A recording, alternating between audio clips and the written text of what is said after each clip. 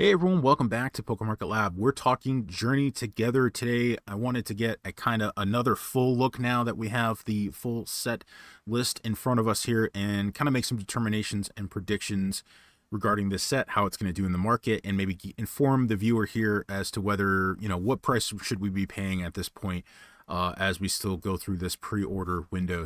Today's video sponsor is Sleeved TCG. If you're trying to get Journey Together booster boxes at MSRP, sign up for Sleeved TCG's Discord access.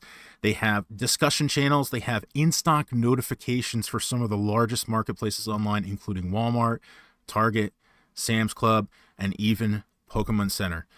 So again, if you're trying to find a great place for community, for discussions surrounding this hobby, Sleeve TCG's Discord is the way to go, and best of all, it's free right now. So sign up, link in the description below, and thanks for Sleeve TCG for sponsoring this video today. So with that, let's get into it. First thing I want to talk about, yes, this set is based on Battle Partners, which just released in Japan this last week.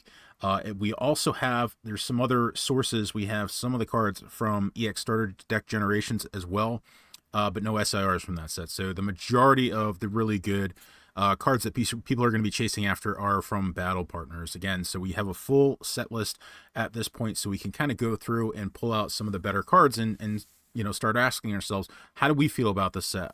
How do we feel about the booster box, right? Which obviously contains the singles. And what should we be paying for a price for this box moving forward? I'll preface this by saying a lot of this is obviously we're just guessing. That's all we can ever do in a market. And in a bull market, it makes it even harder to do so because some of the demand for this product is not going to be natural. It's not going to be based on, hey, I like the card, so I'm going to buy this box. It's more of a, hey, I think I can make some money, so I'll buy a box. So again, be very, very careful with, making decisions about product in this market. It's very hard to appropriately buy or appropriately pay for a box and also not miss out. And so at some point, we saw booster boxes here. Let's before we talk about that, let's get into the booster box here. Might as well. So booster boxes. So we did see up until recently people paying over $200 for a booster box on both TCG Player as well as eBay. eBay got as high as $300 a box. That was before any, I shouldn't say we had any previews, but we had very, very, very few little information on Battle Partners or Journey Together at the time. And then so people buying $300 a box, that's really just people assuming that the market's going to just pump this no matter what. And we don't know that that's going to be the case. That's kind of the big takeaway from this video is, what is the market going to do to Journey Together? And is it going to pump Journey Together regardless of the cards in the set? So right now, currently, we're sitting right about $200 a booster box for Journey Together. We do have the full previews now for this set. So the question will be, in the coming weeks, especially the next month or so in February, we have a good chunk of time between now and when this set comes out on March 28th. So the market's going to have a lot of time to vote on what they think about this product. And we've already seen quite a bit of a drop in price point at this point. And so now that we get full previews, especially next week, what's going to happen to the box price?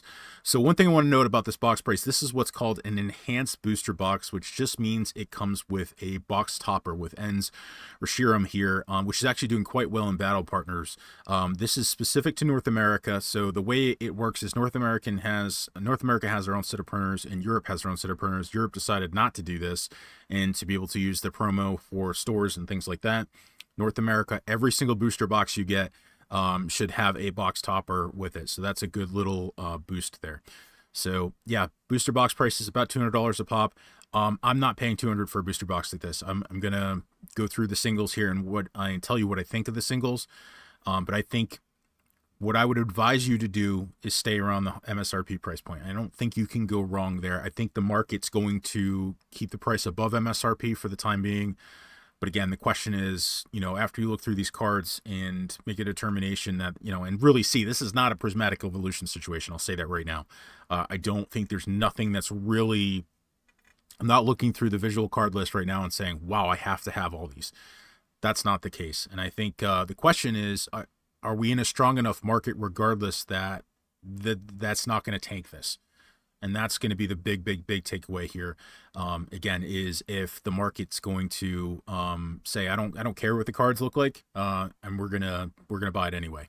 And again, everything prefaced in this video is this is my opinion. I've been wrong on cards before. All I can count on, when we're talking about artwork, all I can say is, hey, this is my, subjective opinion and what I think about artwork. I've been wrong on cards before, so I'll say that right now. Let's look at the Pokemon Center ETB. I think this is a unique situation here. So the promo that we're getting for this ETB is Ends Zorua, which I think is actually one of the better, outside of obviously Eevee for Prismatic, but this is a really good card. I think this is a really good promo card. So the Pokemon Center ETB, I think is going to outperform the booster box at the end of the day. I think when the dust settles, especially if this market softens a little bit, which may not happen because we do have Team Rocket coming down the pipe as well. I think this is going to outperform the booster box because I think that's a pretty cute promo. And remember, the Pokemon Center one will have the Pokemon Center logo on here, which is going to just drive up the demand for that specific card and so on and so forth. So we're already seeing these sell about $100 here on TCG Player. Not many sold, only a few. This is still very, very early here. The money is still squarely set on Prismatic. It's probably another thing we should talk about. The market's really still focused on Prismatic Evolutions and the money's pumping there. We have quite a bit of time for that market to shift, and it may not shift, meaning this may be if people walk away from looking at the previews to this set and say, you know what, I'm not super hyped on this, the money may stay with Prismatic, and that may actually be a good thing for Prismatic at the end of the day, especially as we should get some reprints here for Prismatic before this drops. I would hope so. So that means the focus that typically shifts from set to set as time goes on, as we get closer to another set, it may stay on Prismatic for the time being and start to pump that in ways we didn't anticipate, because we just thought the money was going to flow to Journey Together here. All right, let's look at some card previews. Again, these are my opinions on cards. This is, take it with a grain of salt. You must make your own determination about what you think of a set. Okay. That's how you're getting, and that's the only thing you can do with this. There's no other data you can look at right now. The booster box price is not a determination of what people think about the market, right? Because if that were the case, no one would have ever spent $300 on a Journey Together booster box before seeing the previews. Okay. Make your own decision. That is the only way to steer yourself correct. Okay. First few cards here, we get Hops Zacian, Iono's Belly Bolt, and a second Iono. Actually, that's Illy's Clefairy on there. I didn't adjust that, but cute cards. But there's nothing that's blowing me away here. Yeah, it's just okay. Again, there's nothing here. We don't even get very many scene cards. The type of scene cards we've seen, like if you look at 151, the Charizard, even the Clefairy there, we're just not seeing that here. It's just, yeah, I don't know. It's just mid is what I would call it.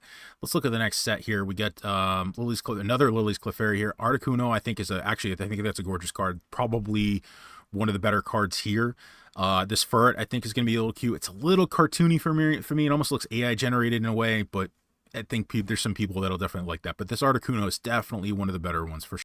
All right, next up we have Noibat. I think that's a beautiful card. I think it's cute. I think the colors on it look really, really good. It's almost like a watercolor painting. I think that's a great one. I also like Hops Walu here. I think that's cute. And this Swinub over here is an interesting card. I don't know if we've seen that Pokemon before, but that's certainly, again, these are all cards I like. I've skipped it. These are not in order of, I'm not going top down through the set list here. These are just cards that I picked out that I think look good. Again, there may be, your opinion is going to be different, of course. And then, of course, the Wailord, absolutely my card. That's my chase card right now.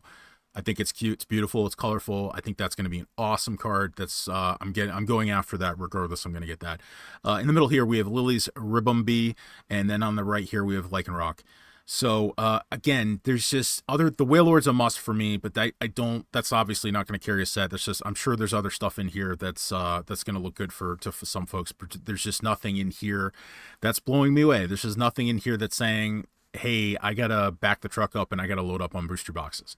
That's what happened to me in Prismatic, right? So I get my typical, I always go early on pre-orders, not, just so I can make sure I get a decent price and make sure I lock it in. I always get my typical, usually a couple booster boxes, a couple ETBs. I usually get the Pokemon Center ETBs, which I did for the set. I got two. That's a must-have moving forward, right? Pro tip, always get the Pokemon Center ETB. That's almost regardless of the promo at this point. Just get a couple. But there's nothing telling me right now I need to go buy a case of booster boxes right now. And there's certainly nothing telling me that I need to go spend $200 on booster boxes right now. You can get these at MSRP, and I think that is the play right now.